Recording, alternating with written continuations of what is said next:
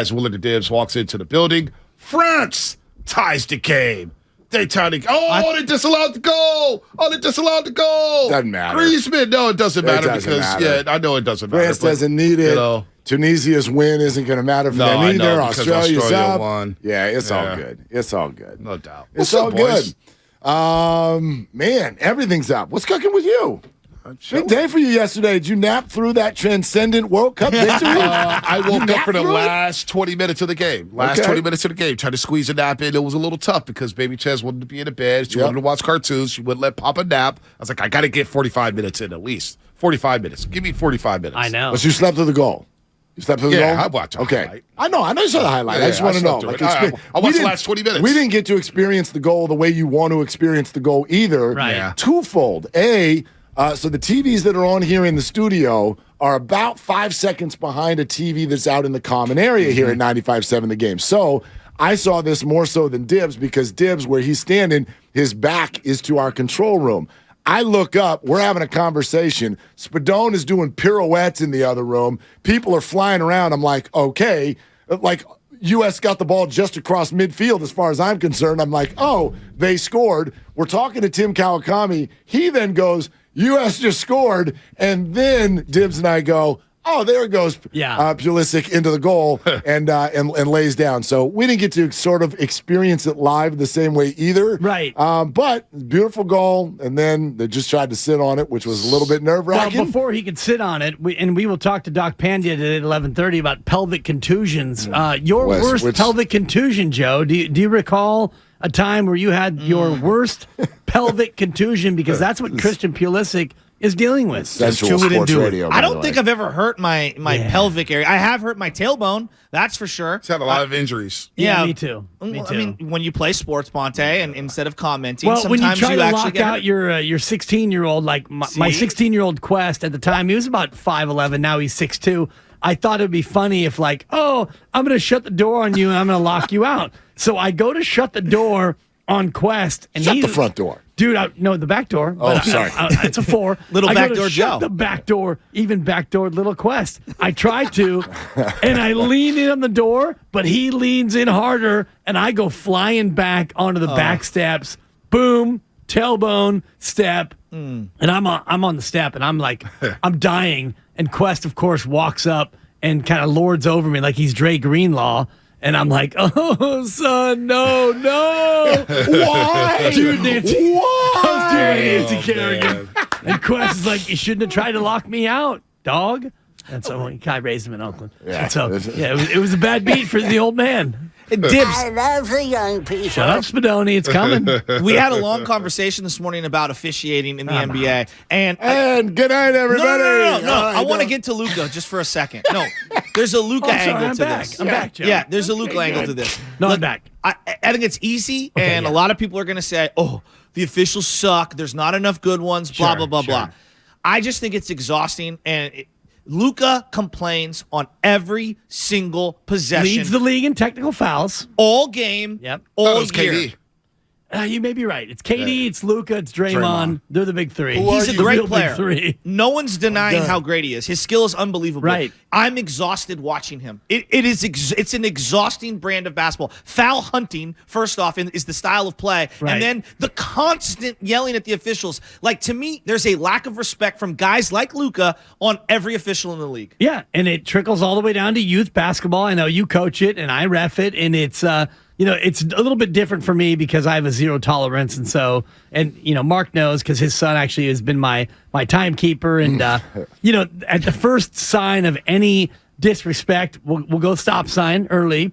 And then, we go to a tea party. Shout out Boston. But, we could talk about yesterday. Luka is insufferable. Thank you. And we need to come up with a new system in terms of how we adjudicate technical fouls. Like soccer, I think, does it the right way, which is, all right, you get 1, you get 2, you get 3, now you get a yellow, and next time you're gone. And I know you can't play with just 4 players on the court, which is what they do in soccer. You play a man down, but you got to find a way to make it so this stops because it ruins the viewing experience. And if we want to talk about the travel, this is not Travelgate.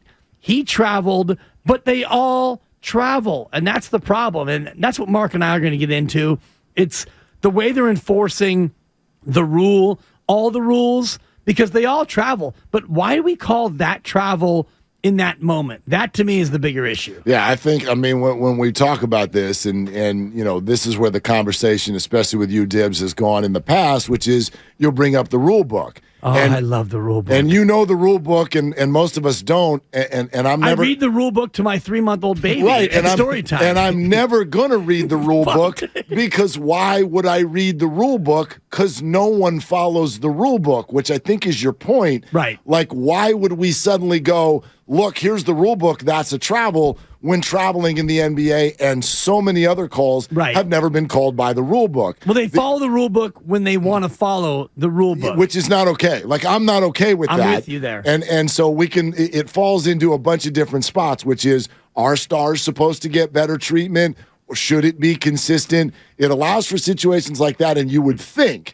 if I'm an entertainment outlet, if I'm a ref, if I'm a coach, if I'm a player, the last time I'm going to suddenly go, up, it's rule book time, is when Steph Curry is pulling up for a 3 with 10 seconds to go in a 2-point game in Dallas, Texas.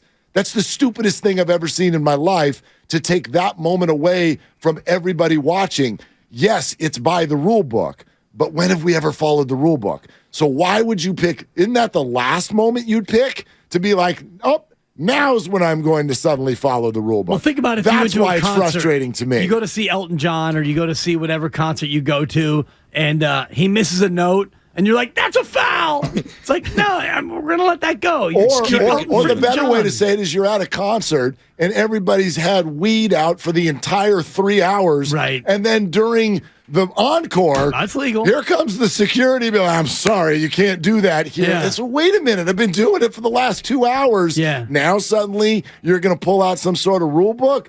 That's what's frustrating to people. If you want to slow it down, and his pivot foot, one leg hits the ground a split second before the other, we can do that. But I'd have called it. But who does that? They called it all game. In that game, I thought it was appropriate to call that travel, because they called traveling all game long, whether it was questionable or not. So stay consistent with the traveling call. That's all I want. Now, did I think it was a travel? I want it more than one game. I want it across all games. Watching League Pass, you notice that it's getting called. Yeah, the spike is up. They don't call that on our Cavaliers. And the Utah Jazz. And the Orlando Magic. Yeah. Sam Lubman sent this graphic yesterday from Tom Haberstroh. And look at this. Last season, there was 1.3 travels called per game. This October, 1.7 travels called per game. This month, 3.5 travels called per game. Damn. So the spike is up, and they're calling it more and more and more. So it's happening around the league, not just to Steph Curry and Jordan Poole. Right. And is that good for fan experience? Is that bad for fan experience? Well, the problem is it's gotten so far beyond the pale where, it's like what Steph did is now legal, where you get the gather step. So I'm going to jab you in, and I'm going to go 2 steps back. But then he took that extra step, and that's where, next thing you know, it's going to be like, a couple of steps, a jab step. Christian McCaffrey, he's around the right side. He's at the 15, he's at the 20. Ask yourselves this. If they don't call travel there, does anyone on the Dallas Mavericks bench say a word? Does anyone put their hands up and go, they didn't call travel on Tyler Hero on the game-winning shot for the Kings game. Which was as bad. It was very bad. Yeah. So, look, neither here nor there regarding the travel call. I think we're all stuck on. To me, go back to watchability, Dibs, which you brought up, and I think, Mark, you were alluding to. I watch it, whether it's the NFL or the NBA, there's a choppiness to certain games that as a watchability product, as an entertainment product, if you're a league official, it's like, God, this is so slow. It's taking away from the beauty of the game. The end of the third quarter, the last 3 minutes of the third quarter was nearly unwatchable. It was horrible. It was a circus act. You guys brought this up yesterday. Go back to George Kittle's hold against the Saints. Terrible. This is the same kind of thing, in my opinion, where it's like, if we want to pull out a book, did George Kittle hold? Yeah. Same way I could get book holding on any play, but how has it actually been called through history? It's been called as if when someone tries to break away to make a tackle, do they get pulled back in the other direction? That's holding. That didn't happen on this play, and that's why Kittle was frustrated. So you get this sort of push-pull of book versus how we've all been trained to live. And so that's what players are going through right now that I don't like. And I think it's the league credibility for the NBA. Like the NFL, we've known this forever. It's like, okay, you can throw a flag on every play. We all know that as fans. But the NBA is now entering a sphere where if you're going to call traveling this much, and Bonte, the stat you just read from Tom Haberstroh is crazy.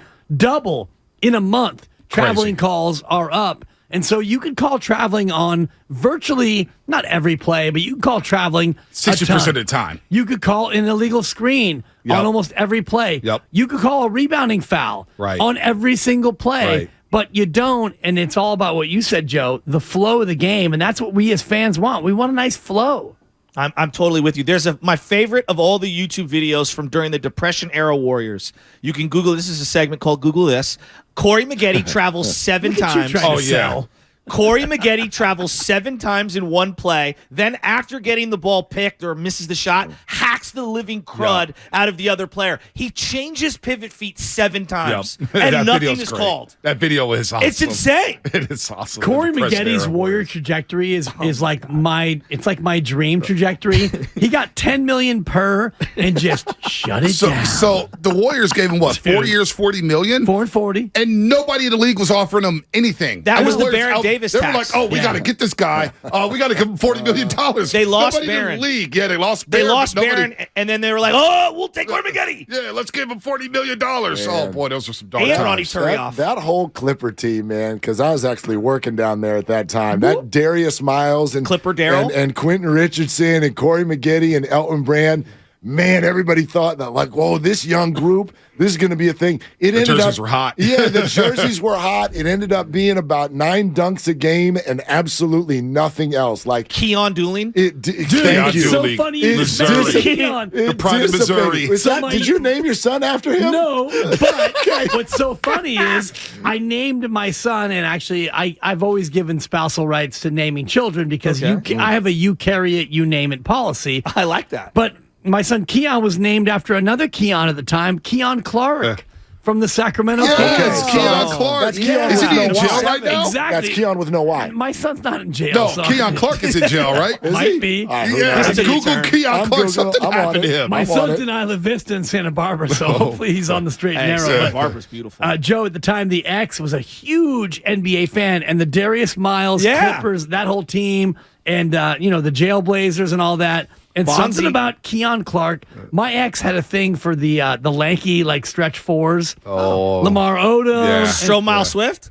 Not quite. But Tyus Jones? No, but Keon Clark. And we've talked about, the love of Senegal and Ghana and all the rest of it. Tyrus Thomas, But I think. I don't know. Keon Clark, it was like, when you name your first kid Quest, you can't come back with Timmy or Mikey. We're going to call him George. Or Joe, right? All right, so I love the name. Here's Keon what you're Clark. remembering about Keon Clark.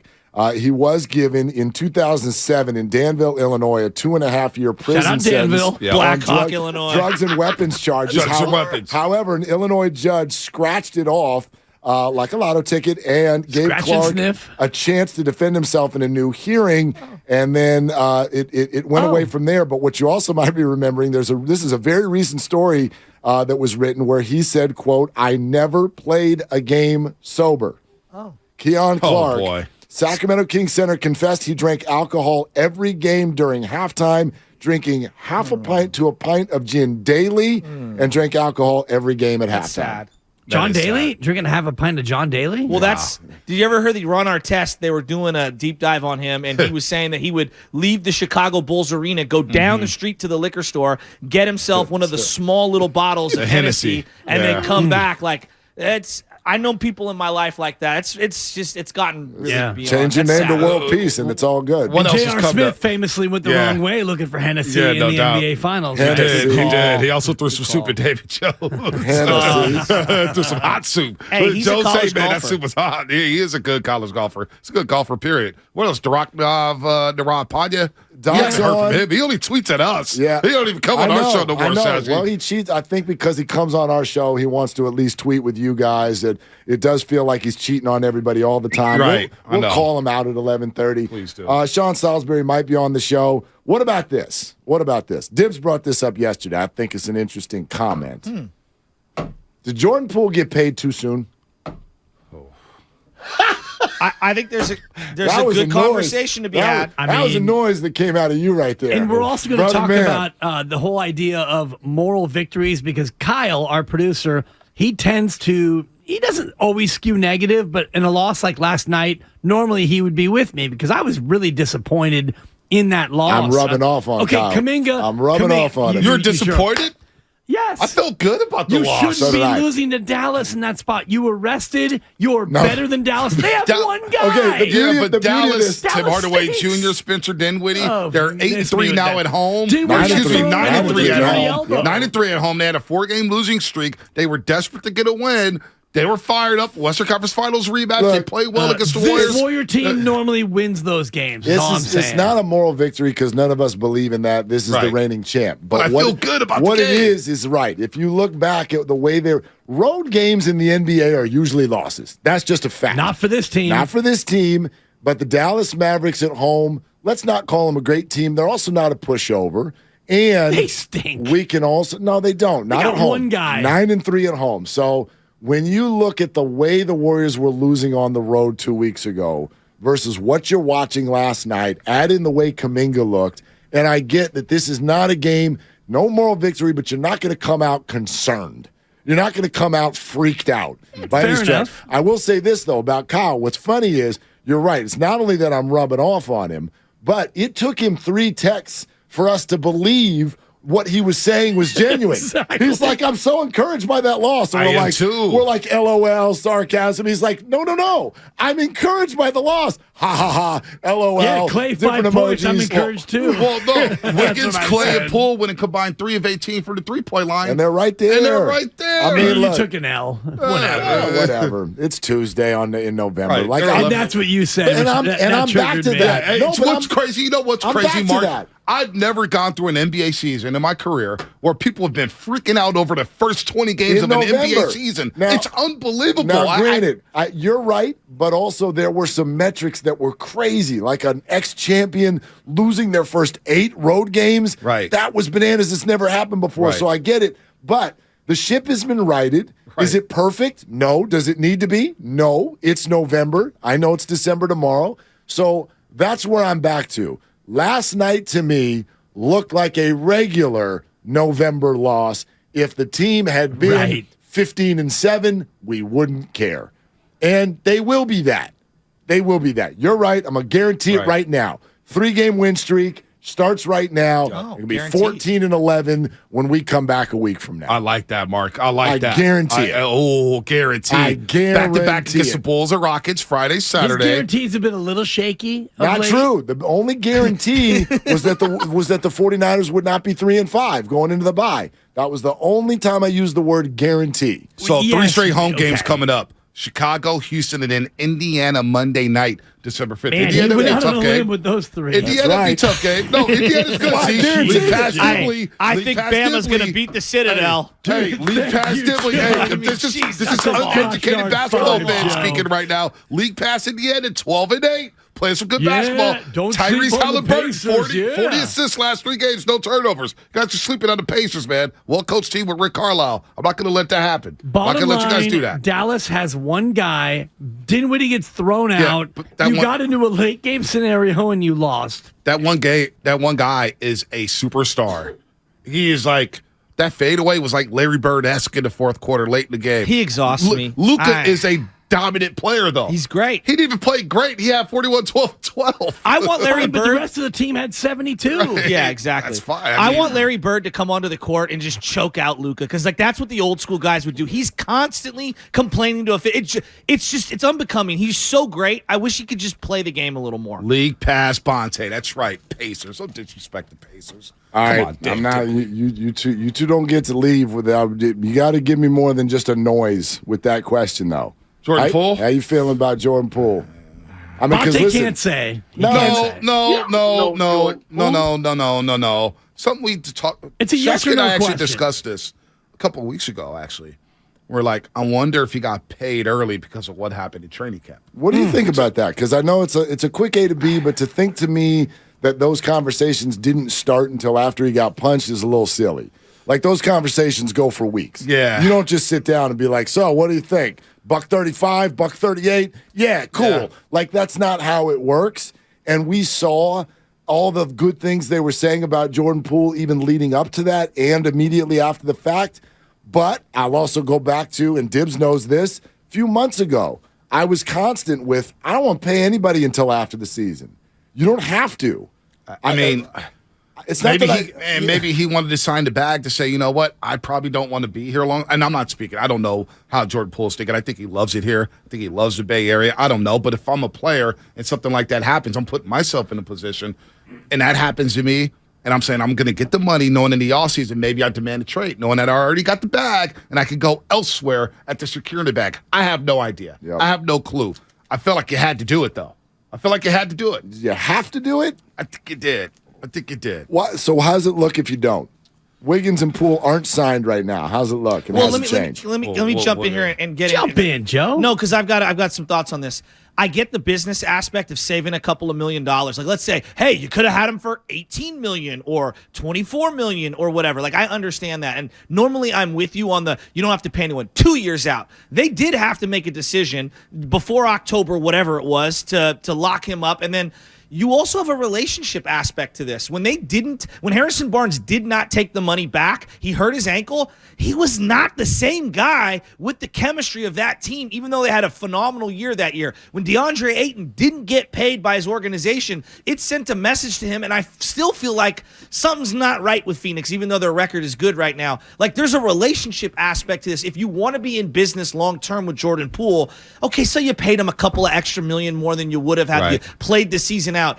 Are you wanting to be with this person long term? Like, to me, there's the relationship aspect that supersedes the financial aspect. But what's wrong with Jordan Poole then since he got the bag? Because if you look at his last 7 games, 2 points, 13, 10, 26. When nobody played, you got blown out by New Orleans. No 8 assists. points, Yeah. 19, 24. Last night he has 9 points on 3 of 9. This is not the kind of night you have when you got the big bag. What is wrong with Jordan Poole? But I thought his floor game was actually very good in the second quarter. Yeah, he tied the season high with 9 assists. He was setting up guys. I thought he had some great playmaking abilities. I would like him to shoot more, but it does feel like he's deferring in specific moments to Klay Thompson. Like, he passed one to Klay. Klay fumbled it, threw it right back to him. He took a late shot. I think the attempt. traveling calls have gotten to him. Yes. Because it feels like he's been pinpointed by the officials, by the Zebras. Well, he carries it every time he dribbles. He's been pinpointed, and they're calling it every single time, which is like, wait a minute. They're calling it on me?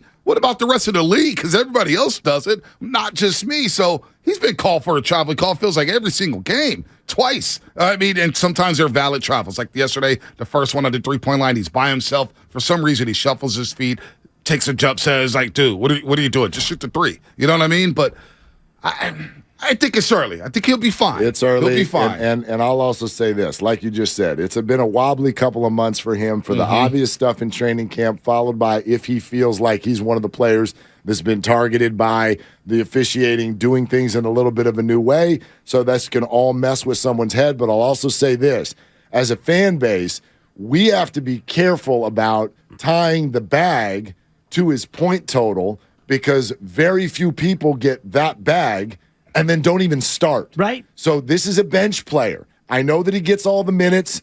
Yes, there are going to be nights where he has to score 20 to 25 to justify this, but Jordan Poole, because of the way this is structured and the unique nature of this team, is going to have nights where he just scores 10. And we can't go 10 points for $135 million? He had 9 last night. Okay, fine. You get what I'm saying. Klay Thompson scored 5. Jordan Poole is not going to grab one rebound. He's not going to average 23 a game. But it's not just Jordan Poole yesterday. Jordan Poole. So when you're going to rest guys, Steph, Klay, Dre, Wiggins, you guys all ref. Hey, Jordan, get out there and play, son. Go get him. Now's your chance to go shine. And then when the big boys come back, go ahead and, make sure you get Klay open. Make sure you defer. And that's not fair. Because and that's why you're playing in New Orleans. I look at the way he's playing. He is so inconsistent. I'm not saying that he's done or we need to trade him. Wouldn't you say, though, part of the nonsense, inconsistencies is the inconsistent rotations with the second unit? Now it feels like we know what the second unit's going to be. A little bit of Kuminga, a little bit of DiVincenzo, a little bit of Draymond, some Wiggins, maybe a little bit of Lamb. The inconsistencies of the second unit was a problem early on. Wouldn't you say that affected his game? Yes, but I still haven't seen him take that step forward toward him being the Jordan Poole that they wanted to pay, and which is why I asked Mark in our thread, did they pay him too soon? Because, as Lo Neal famously says, a hungry dog hunts best. I agree with him, but there's also a relationship factor that you have to, acknowledge, and you want to make someone feel like they're a part of the squad long term, so that they're. That's fair. This is a very impressionable young man. I mean, he's very young in his career. The other element that I'm looking at, which no one's brought up yet, his defense has gotten a lot better. Like, I'm seeing more effort on the defensive end. The defensive ratings don't say that. Has his effort been better? Well, the effort has been better, but he has his worst defensive rating since his rookie season. I don't care about the rating. The eyeballs are telling me he's playing better defense. Well, he got blown by yesterday. But he's still not a very good defender. I agree. He needs to get a lot better on that end of the floor. That's why I would not start him. Steph took how many years to be a decent defensive player in the league? 7. Yeah, at least. So, yeah. I mean, listen. There's going to have to be some patience with a guy who is still obviously feeling his way through a bunch of stuff. But here's the other way to look at it. Dibs, you've always brought up the 2 timelines. At the beginning of this year, before the year, the Warriors were clearly trying to put resources into what we would call timeline 2. And now they've had to sort of pivot out of that. James Wiseman's in Santa Cruz, by the way, not doing a whole lot down there. And Jonathan Kuminga is finally having a nice night. Jordan Poole's been through what he is. Moses Moody.